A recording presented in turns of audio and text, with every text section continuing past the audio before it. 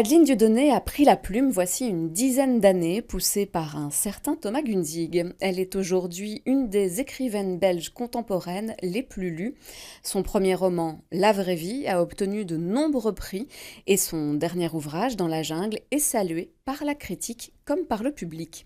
Elle s'inspire de son Brabant wallon natal, mais ne vous détrompez pas, nous sommes loin du conte de fées. Mais où trouve-t-elle toute cette inspiration, elle qui adore les animaux, son potager et le jiu-jitsu brésilien? C'est ce que nous allons tenter de découvrir. Adeline Dieudonné est l'invitée d'À travers le miroir cette semaine. Bonjour Adeline Dieudonné. Bonjour. Merci d'accepter de participer à travers le miroir pendant une demi-heure. On va découvrir qui vous êtes dans la vraie vie, si je peux me permettre sans mauvais jeu de mots. La seule consigne, évidemment, c'est qu'on ne se parle qu'en se regardant à travers le miroir. Ça fait un peu comme chez le psy. Ou chez le coiffeur, c'est comme vous voulez. C'est vrai. Vous choisissez. Vous avez plutôt l'impression d'ailleurs d'être sur un fauteuil de psy ou de coiffeur ou de dentiste peut-être. Ah ouais, peut-être de dentiste. Non, on va rester sur le coiffeur parce que c'est vrai que Et comment vous vous sentez dans ce fauteuil ? Plutôt bien, ça va. Non, en général, je suis bien dans la salle de maquillage avant les émissions. Est-ce que le miroir, c'est un objet qui vous est familier ou vous les évitez plutôt? Oh non, ça va. Non, j'ai un rapport plutôt apaisé à mon miroir. Après, j'en ai pas 150 000 dans la maison non plus. Mais non, ça va. Franchement, j'ai pas... Je suis plutôt à l'aise avec mon image et avec moi-même. Et avec l'évolution aussi, le temps qui passe, tout ça, c'est pas quelque chose qui vous pose... Qu'est-ce que vous voulez dire? Bon, rien, c'est vous qui parlez. Non, franchement, pour l'instant, ça va. Et j'ai l'impression que... oui, c'est vrai que là, je vais avoir 44 ans cette année. Oui, bien sûr, il y a les premiers petits signes de l'âge qui s'installent et tout ça, mais ouais, non, pour l'instant, je les accueille vraiment avec beaucoup de sérénité. C'est comme ça, voilà, petits cheveux blancs par-ci par-là, les rides Donc, j'espère que je vais continuer à accueillir ça avec autant de sérénité, parce que, ouais, j'ai pas du tout, pour l'instant, l'idée ou l'envie d'aller intervenir là-dessus. Ou ni de faire de la chirurgie esthétique, ni... voilà, je suis pas avec 36 produits de soins non plus. Je suis dans des trucs assez cool, assez naturels. Et puis, si ça doit un peu s'affaisser, ça s'affaissera. Juste le sport. Juste le sport, oui. Ça, par contre, vous êtes accro, non? Oui. Non, ça, j'ai... Alors ça, c'est plus une... Ouais. Déjà, il y a un vrai plaisir. Et c'est vrai que là, c'est plus une envie que mon corps continue de bien fonctionner. Donc, c'est plus un rapport à la liberté que ça, c'est vrai que j'ai pas du tout envie de commencer à avoir des douleurs par-ci, par-là. Les maux de dos, j'ai l'impression que c'est vraiment quelque chose qui est hyper immobilisant. Donc, si mon corps peut continuer à me transporter partout où j'ai envie qu'il aille et à fonctionner... parce que vraiment, c'est un vecteur de liberté, je trouve que... Donc, quand on dit le silence des organes, tant que les organes sont silencieux, c'est vrai que je peux me consacrer à d'autres choses. Donc oui, le sport est super important. Donc ça, c'est important. Il y a aussi évidemment toute la question de l'image que vous pouvez renvoyer, l'image publique aussi. Vous êtes plutôt discrète sur vos réseaux sociaux, en tout cas, sur votre vie privée. C'est plutôt simplement du professionnel. Pourtant, ces dernières années, voilà, vous avez fait beaucoup d'interviews, vous répondez souvent dans les médias.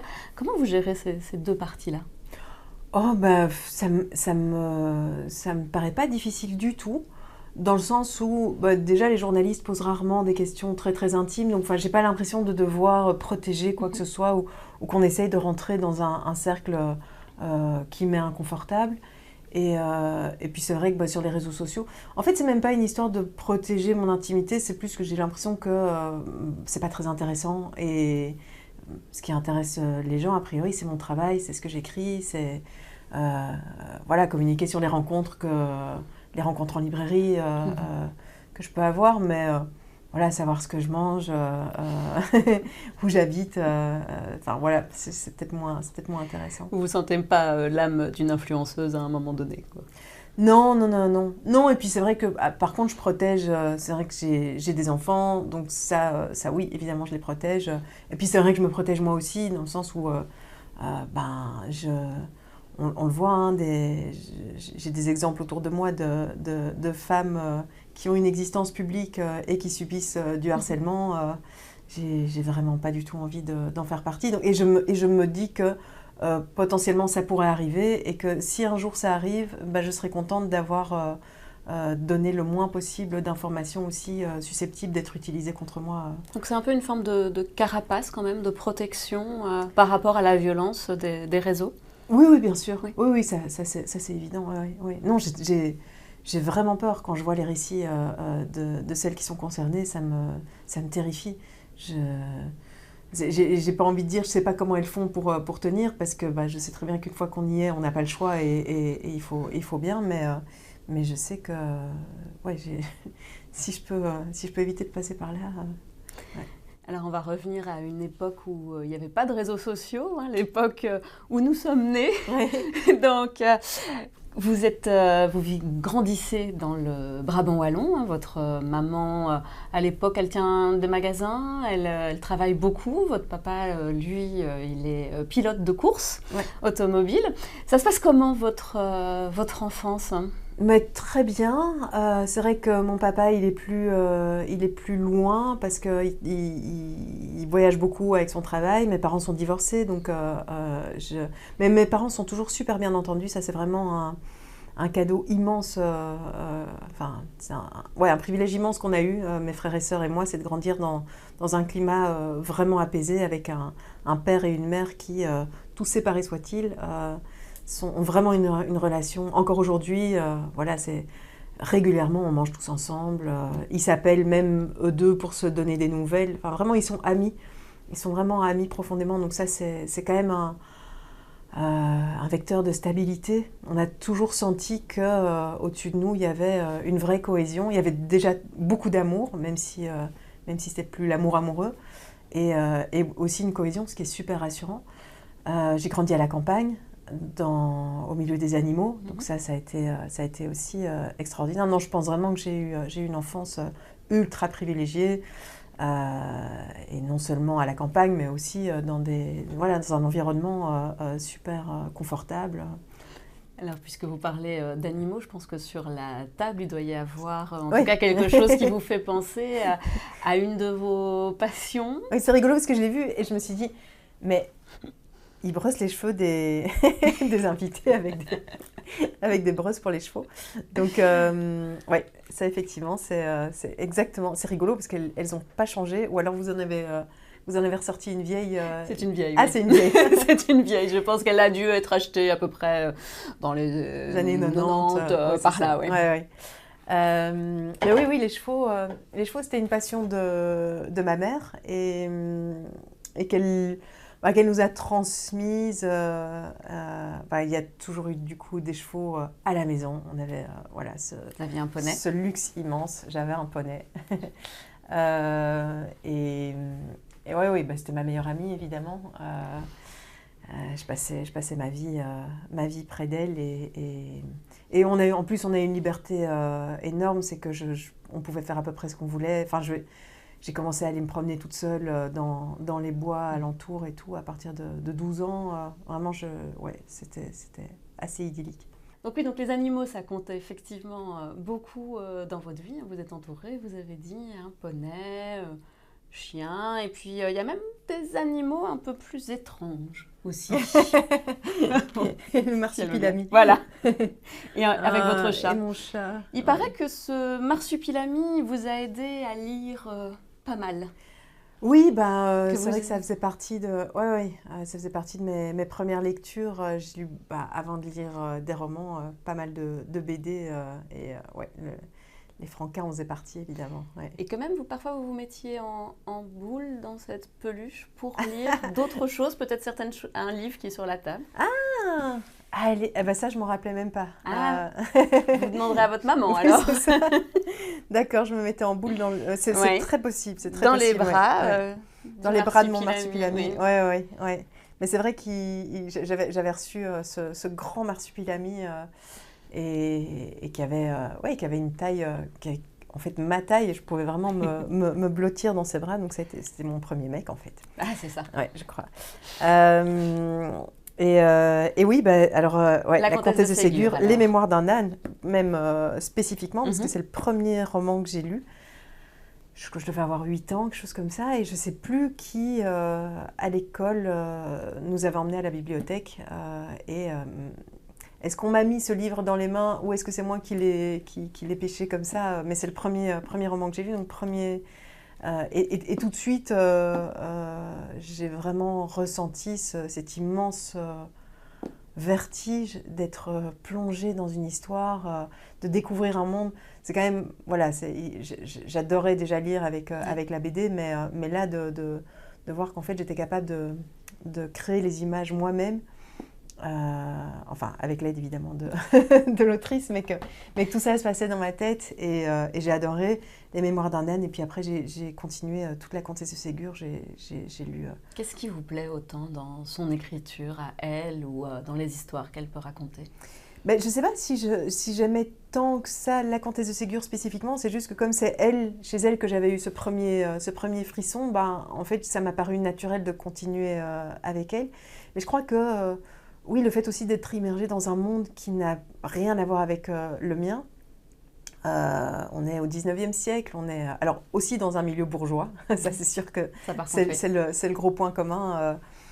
Mais avec ce langage qui est complètement différent, ce passé simple, donc, je découvre aussi que ouais, ce monde-là a ses propres codes qui sont différents du mien, et donc ça devient aussi un refuge, ça devient un endroit qui n'appartient qu'à moi.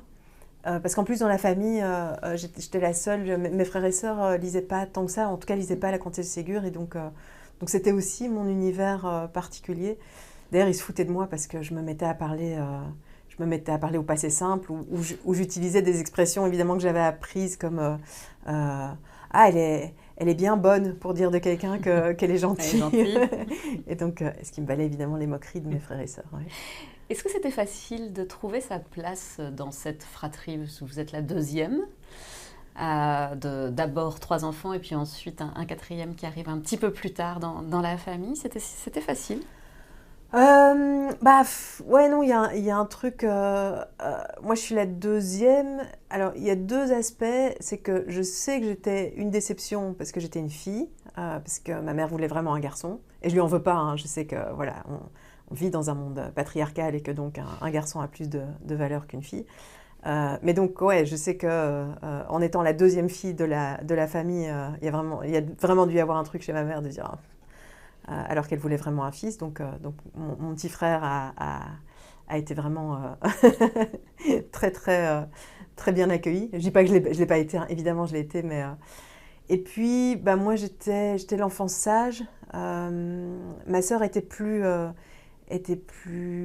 Elle demandait plus. Et donc moi j'étais l'enfant sage. Donc en fait je crois que c'est... En fait, quelle que soit la place qu'on occupe dans une fratrie, c'est jamais facile. Chaque place, parce que je crois que ma sœur pourrait aussi se plaindre d'être l'aînée, d'avoir essuyé les plâtres, qu'on lui ait collé l'étiquette justement de celle qui était plus capricieuse, plus difficile. Et c'est ça aussi, je crois qu'on assigne aux enfants comme ça très rapidement des places, et après c'est très difficile d'en sortir. Donc moi j'étais celle qui était sage. Donc quelque part, c'est aussi une position privilégiée, parce qu'on disait tout le temps ah, qu'est-ce qu'elle est gentille, et puis qu'est-ce qu'elle est brillante, qu'est-ce qu'elle est intelligente. Et voilà. Vous réussissiez bien à l'école. Je réussissais bien à l'école, je dessinais bien, je lisais beaucoup, donc c'était quand même un facteur d'admiration. Mais par contre, je crois que parfois on m'oubliait un peu, vu que j'étais plus discrète et que j'avais tendance à moins demander. C'est sûr qu'on va plus donner à celui qui vient casser les pieds ou qui vient demander que... Mais je crois que pour ça, ma mère a quand même été assez attentive aussi, et même encore, je crois qu'elle l'est encore aujourd'hui, à justement essayer de compenser, à dire, mais toi, t'es sûre que t'as besoin de rien parce que c'est vrai que je suis plus discrète. Et puis il y a eu mon petit frère, donc on est assez proches, hein, dans la fratrie. Ma sœur a 18 mois de plus que moi, mon petit frère a 22 mois de moins, donc on est vraiment très proches. Et puis effectivement, il y a le petit dernier qui est donc pas de mon papa, qui est du deuxième mari de ma maman, et Mais lui, il est arrivé, j'avais 13 ans, donc en fait, c'était notre petit bébé à tous. Donc c'est évidemment mon frère, mais je l'ai aussi perçu comme un... Enfin, c'était une poupée, quoi. C'était vraiment... on a tous pu... voilà, ma grande sœur, je ne l'ai jamais langée. Forcément. Voilà. Au niveau, quand vous devenez adolescente, par contre, vous avez un peu envie de casser ce monde bourgeois, de casser le cocon dans lequel vous êtes. Ouais, je ne sais pas très bien pourquoi j'ai eu cette conscience-là. Peut-être parce qu'on m'a beaucoup répété parce que ça, c'est vraiment, mes parents m'ont toujours dit on a une vie hyper privilégiée, tout le monde ne vit pas comme ça, ne croyez pas que c'est la norme et tout ça. Donc ça, c'est vrai que on me l'a... Et donc, est-ce que ça a créé une réaction chez moi qui a été alors puisque c'est pas la norme, moi j'ai envie de voir c'est quoi le vrai monde. Et donc, je suis partie très tôt. Je suis partie à 18 ans. Ah ouais, mais vraiment le lendemain de mon dernier examen, je crois que j'ai même pas attendu d'avoir mon diplôme.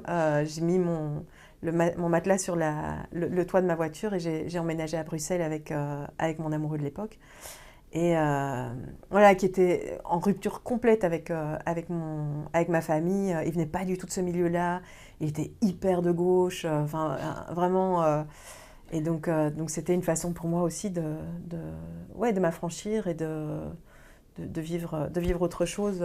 Et donc, je crois que j'ai fait ma crise. J'ai pas fait de crise d'adolescence, mais je crois que ou alors j'ai fait un truc un petit peu à retardement. Donc, entre mes 18 et mes 25 ans, ça a été assez... Enfin, j'ai eu des rapports avec mes parents qui étaient peut-être plus... j'ai eu besoin de faire ma crise, quoi. Ouais. Et ça change quand vous devenez maman, justement. Exactement. Assez tôt, hein, à 25 ans. 25 Oui, c'est ça. Oui, c'est clairement 2008, ça qui a... Hein. Oui, 2008. Oui, je deviens maman. Cet amoureux-là me quitte immédiatement après la naissance de ma fille. Donc c'est vrai qu'il y a un petit, il y a un petit retour aussi vers les parents parce que je suis insécurisée à ce moment-là. Je me retrouve dans une situation où je me rends compte que je serai pas actrice, je serai pas comédienne comme je l'avais rêvé. Après, c'est très tôt, 25 ans pour renoncer à ses rêves, mais j'ai compris, en fait, toutes les filles avec qui j'avais été au conservatoire ou à l'école, je voyais qu'elles travaillaient déjà, qu'elles construisaient déjà une carrière, et moi j'étais absolument nulle part. Et puis j'avais un bébé, donc il fallait il fallait trouver un peu de stabilité. Enfin, que j'ai pas forcément trouvé d'ailleurs, mais il fallait changer de vie et surtout, je me suis dit, ok, les castings, ça n'a pas marché jusqu'ici, ça marchera pas. Pourtant, il y avait du potentiel. Si je vais vous montrer une petite vidéo, parce que vous avez commencé par l'impro, hein, on va quand même le rappeler. Vous avez une vidéo d'un... Oh, non! Oh merde, quel enfer!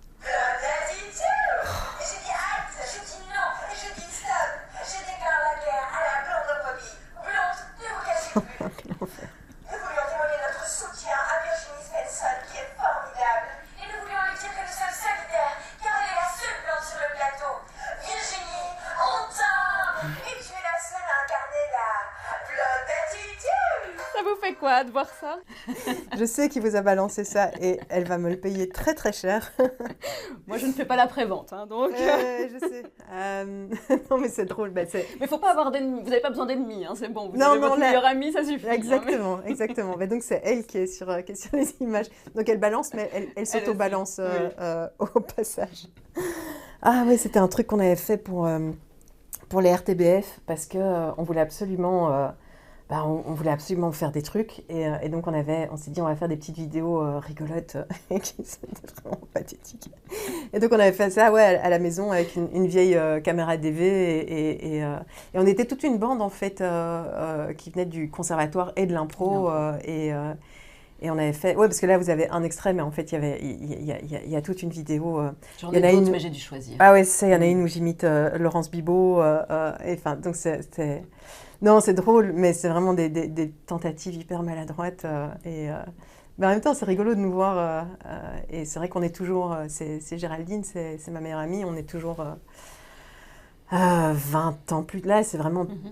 plus de 20 ans plus tard, on est toujours super proches. Et donc ça, c'est c'est émouvant parce qu'en fait, mes meilleurs amis de l'époque sont toujours mes meilleurs amis, même si on ne se voit pas autant qu'on voudrait, même si, voilà, parfois la vie fait que... Mais ils sont toujours là, c'est les parrains et marraines de mes 2 filles. Et donc, Et vous continuez à danser dans les tunnels avec elles? non, ça on fait plus. Mais c'est vrai qu'on on a fait des très très belles fêtes, notamment à l'époque où ma fille venait de naître et où je me suis retrouvée célibataire. J'avais vraiment cette espèce de truc entre l'adolescence et le fait d'être maman. Et donc, quand j'avais pas ma fille, on se faisait des fêtes avec Géraldine. Et notamment, effectivement, un jour, on est resté bloqué dans un tunnel de Bruxelles parce que je crois qu'il y avait la roller parade. Mais on reste bloqué longtemps, en fait, c'est genre 10 minutes, un quart d'heure. Et on avait mis la musique à fond, on avait mis, c'était Billie Jean. Et on était monté sur le toit de la voiture, on s'était mis à danser. Et en fait, il y a plein d'autres gens dans le tunnel qui, du coup, sont sortis aussi parce qu'on avait vraiment mis très, très fort et ça résonnait dans le tunnel. Et c'était un moment assez mémorable, ouais. On sent que vous aimez quand même, il y a toujours, on dit que vous êtes quand même quelqu'un d'optimiste, quelqu'un qui fait beaucoup de choses, quelqu'un de passionné aussi, qui va au bout des choses. Vous vous reconnaissez dans cette description? Ah, c'est mes proches qui vous ont dit ça de moi. Optimiste, je sais pas. En tout cas, réaliste sur les choses. Oui, ça oui. Du coup, je sais pas si ça va très bien avec optimiste. Mais vous avez quand même un côté solaire, c'est ce qu'ils disent. Ben oui, parce que on vit dans un monde qui est absolument atroce et extrêmement violent.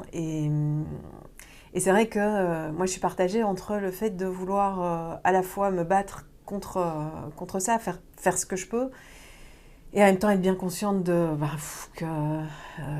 je ne peux pas grand-chose, malgré tout, et puis vouloir profiter aussi de ce que j'ai, de la chouette vie que j'ai.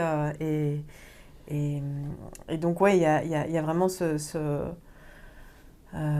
cette aspiration à vouloir profiter, à vouloir me réjouir des gens que j'aime, vouloir passer du temps avec eux, vouloir profiter de chaque instant, parce que je sais que ça passe horriblement vite aussi. Mais voilà, mais tout en sachant très bien, sans faire l'impasse sur la colère aussi et le besoin de changer les choses, parce que je pense vraiment que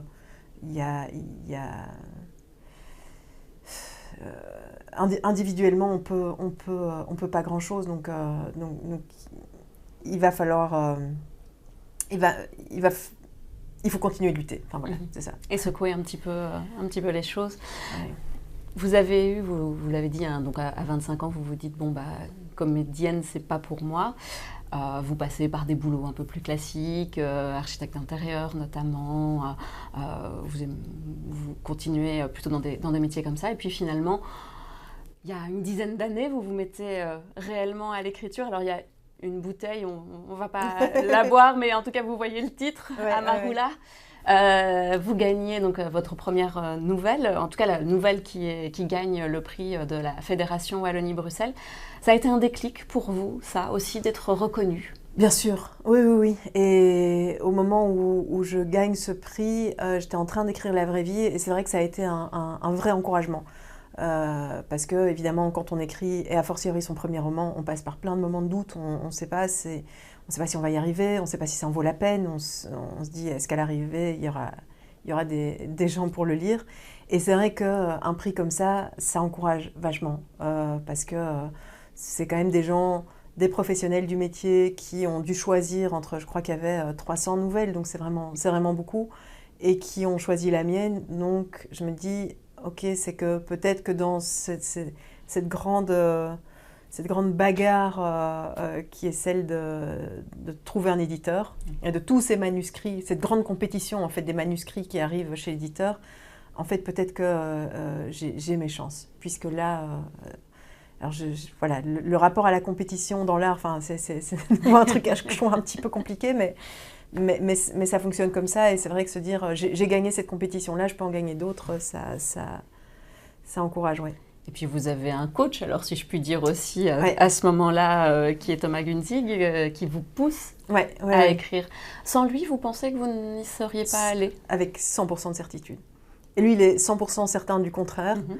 mais moi, je suis 100% certaine que si je ne l'avais pas rencontré, parce que c'est vrai que c'est une rencontre fortuite, on était dans un café, on s'est mis à causer, et il m'a dit « écris ». Mais je crois que j'ai vraiment eu besoin de son autorisation, de l'autorisation d'un homme, de l'autorisation d'un homme du métier. Donc je le déplore. J'aimerais tellement pouvoir dire que je suis une femme affranchie et que je suis capable de croire en mes propres... en ma propre valeur toute seule. Peut-être qu'aujourd'hui je le suis, peut-être que les choses ont changé, mais à l'époque pas du tout. Et donc c'est vraiment... j'ai besoin que quelqu'un m'autorise et un mec. Ouais, vraiment. Et donc le fait d'avoir ces encouragements, ça m'a vraiment poussée. Donc j'ai commencé à écrire. Quand il a lu Amarula, il m'a dit... donc il l'a lu quelques mois avant que je gagne le concours, puisque j'avais écrit la nouvelle et je lui ai envoyé en disant « Tiens, qu'est-ce que t'en penses ?» Et il m'a répondu « J'en pense que tu es écrivaine. Mais un grand pouvoir implique de grandes responsabilités. Et ta responsabilité à toi, c'est d'écrire encore. Mais les nouvelles, ça n'intéresse pas les éditeurs. Les seules en scène de théâtre non plus, parce qu'à ce moment-là, j'avais déjà écrit mon premier texte, Bonobo Msaka. Que vous avez joué. Que j'ai joué. Donc tu n'as pas le choix, tu dois écrire un roman, commence maintenant et ne t'arrête pas. Et donc c'est comme ça que j'ai commencé à écrire La Vraie Vie. Et pareil, parce que moi, je m'étais jamais pensée romancière. Alors que je viens d'un milieu bourgeois, et que donc quelque part le capital culturel, je l'avais, mais je me disais, les romanciers, c'est des gens qui viennent de... Alors déjà, c'est plus des hommes, en tout cas ceux qui sont reconnus, ceux qui sont primés, c'est davantage des hommes. Et puis c'est des gens qui ont un cursus académique, qui ont fait des études de lettres, ce qui n'était pas du tout mon cas. Et donc, je ne me suis jamais pensée romancière, jusqu'à ce que Thomas me dise tu es romancière. Et aujourd'hui? Ah oui, maintenant oui. Maintenant oui, parce qu'en fait, je me suis rendu compte que ce n'est pas du tout une histoire c'est pas une histoire d'études, ce n'est pas une histoire de parcours académique. Au contraire, toutes les voies sont intéressantes et peut-être justement celles qui ne sont pas passées par... un cursus qui a pu rendre la démarche plus cérébrale, plus intellectuelle. Je crois que justement, quand on n'est pas passé par là, on a peut-être la capacité d'exprimer les choses avec une voix qui est peut-être plus brute, ou qui est en tout cas plus personnelle et plus originale. Donc maintenant, je suis complètement... si je pouvais rencontrer celle que j'étais à 33 ans, je dirais, mais évidemment, vas-y. Vas-y. Ouais. Et puis ce milieu bourgeois, donc dans La Vraie Vie aussi, ou également dans votre dernier roman, donc dans La Jungle, vous le détruisez aussi quelque part. Ça continue, en tout cas, de le malmener. Alors, ça a mis du temps, parce qu'effectivement, j'ai longtemps été complexée par mes origines bourgeoises en me disant, en gros, les bourgeois dirigent déjà tellement le monde et prennent déjà tellement la parole que, en fait, qu'est-ce que ma voix, est-ce que c'est pas encore une voix qui s'ajoute à tant d'autres, alors que je trouve qu'on devrait entendre d'autres vécus, d'autres personnes qui viennent d'autres milieux sociaux, d'autres réalités. Et ça a été un déclic que j'ai eu il y a quelques années en lisant un article de Frustration Magazine qui s'appelait « Le bourgeois gaze », et qui donc développait cette idée, le concept du bourgeois gaze, c'est en gros le concept du male gaze au cinéma, qui est donc ce regard masculin sur les choses. Il l'applique à la bourgeoisie, dire en fait les œuvres culturelles et le cinéma en particulier, comme ils sont principalement produits par la bourgeoisie, en fait ils offrent un regard au monde qui est le regard bourgeois. Et je me suis dit, mais voilà, en fait c'est ça. Et je ne suis pas du tout condamnée à perpétuer ça. Mais venant de là où je viens, moi, ce que je peux faire, c'est justement la situer, la bourgeoisie, la montrer telle qu'elle est. Et donc, ce n'est pas appliquer un regard bourgeois en l'exposant comme la norme, comme la neutralité, mais justement au contraire en disant, voilà, en fait, ces gens-là, leurs histoires ne valent pas moins ni plus que celles des autres, mais par contre, ce qui est important, c'est de les situer. C'est de dire combien ils gagnent, c'est de dire, c'est de détruire le mythe méritocrate, de dire, voilà, si un tel gagne autant, roule dans telle voiture, a tel métier, en fait, peut-être qu'il a hérité, peut-être que... Mais de montrer aussi que finalement, c'est pas forcément un milieu qu'on doit envier quand on n'est pas dedans, de montrer aussi que c'est pas parce qu'on a de l'argent ou qu'on est dans une jolie villa 4 façades à Lannes que tout va bien à l'intérieur. C'est aussi ça. Oui, et en même temps, je trouve ça un tout petit peu compliqué. Oui, je suis d'accord qu'effectivement, tout n'est pas idyllique et que bien sûr, il y a beaucoup de violence aussi, puisque c'est vraiment le sujet dans la jungle, hein, c'est de montrer la violence. Féminicide aussi dans voilà, ce exactement. milieu-là. Donc, la violence intrafamiliale. Voilà, tout à fait. Et donc, mais ça, je crois qu'a priori, tout le monde le sait aujourd'hui, que la violence intrafamiliale, c'est plus un ouvrier alcoolique qui frappe. Mais vous ne serez pas jugé de la même manière enfants. si vous êtes un bourgeois qui a tué sa femme Peut-être bien, un ouvrier. Mais c'est pas l'idée non plus de dire il faut pas aspirer à être des bourgeois parce qu'en fait, ils sont pas plus heureux que les autres. Parce que ne pas subir la précarité, être en sécurité matérielle, avoir un bon toit au-dessus de sa tête, manger correctement à chaque repas, avoir des bons soins médicaux, évidemment qu'en fait on y a tous droit et donc évidemment qu'on y aspire, et évidemment que ça rend plus heureux. Et que ça fait vivre plus longtemps et que ça fait vivre en meilleure santé. Donc l'idée, c'est pas du tout de dire toutes les situations se valent, bien sûr que non. Mais c'est de dire oui, par contre, c'est un milieu qui n'est pas exempt de violence. Au contraire, je crois que le fait d'exercer la domination au sein de sa position sociale crée de la violence. Tout comme le fait, en fait, je crois, de subir de la domination de par sa situation sociale, crée de la violence aussi. En fait, la domination, quel que soit l'endroit et quelle que soit la façon dont elle s'applique, crée de la violence. Quel est votre rêve aujourd'hui ? Mon rêve à moi, intime perso ? Oui. Parce qu'évidemment, la paix dans le monde... voilà, on n'est pas à Miss Belgique, donc... Voilà, exactement. Non, alors sans verser dans Miss Belgique, c'est la mort du capitalisme. C'est peut-être un peu moins Miss Belgique, mais vraiment, je rêve de... Alors, je sais qu'a priori, je ne le verrai pas. La fin du patriarcat, la fin du capitalisme, c'est vraiment les choses que j'espère pour la suite. Mais moi, personnellement, vu que je crains de ne pas vivre assez vieille pour le voir, je crois que j'aspire peut-être à j'allais dire revenir quelque part à mon enfance, mais c'est pas complètement ça non plus, mais j'ai envie de vivre plus dans la nature, j'ai envie de calme, j'ai envie quelque part un tout petit peu me retirer du monde. Même si ça ne m'empêchera pas d'écrire, même si... mais je commence à penser à... Je me vois déjà quand même un tout petit peu sur le versant, le deuxième versant de la vie, et de me dire, ok, je crois que... j'ai peut-être envie de trouver un peu de paix, et peut-être de regarder les choses d'un tout petit peu plus loin. Et peut-être que ça fera de moi aussi une meilleure romancière, c'est de prendre un tout petit peu de recul aussi. Et pourquoi pas donc de vous occuper aussi de votre potager et donc de faire un petit peu de peinture au numéro pour vous calmer. Oui, exactement. Oui, non, le potager c'est important, c'est un peu ma pente survivaliste aussi, qui est que je suis toujours très angoissée de ce qui fait. Alors je sais très bien que c'est pas mes 3 courgettes et mes 2 tomates qui vont changer quoi que ce soit, mais quand même de me dire, déjà ça me fait du bien, vraiment ça me fait du bien, ça m'apaise, et je crois qu'on a vraiment intérêt, de nouveau, si on en a la possibilité, si on a les moyens, en tout cas de relocaliser notre alimentation et de se rendre le moins dépendant possible. Mais bon, de nouveau, c'est tellement pas la direction que ça prend, et au niveau individuel, on est tellement impuissant que voilà. Mais parfois, ça me fait du bien de faire pousser une tomate et de me dire, j'ai au moins réussi ça.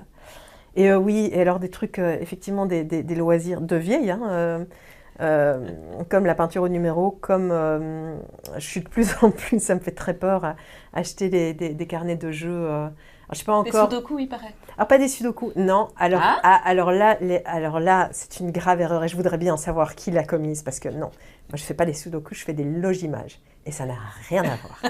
C'est aussi un truc hyper minutieux comme ça, mais c'est un peu dans la même, c'est dans la même veine, mais c'est du logimage. Et je tricote aussi. Enfin vraiment, non, quand je dis que je vieillis, mais que voilà, j'accueille ça avec beaucoup de sérénité. Et de me dire aussi que voilà, l'homme que j'aime, c'est le dernier, que j'ai vraiment envie ouais, de vieillir avec lui et de me lancer dans cette aventure-là et de me dire que ce sera la dernière. Vraiment, c'est une idée qui me fait du bien, qui m'apaise, que je trouve belle ouais, je suis assez en paix avec ça, oui. On va terminer avec cette belle déclaration d'amour alors. Merci beaucoup Adeline Dieudonné Merci à d'être vous. venue. Merci.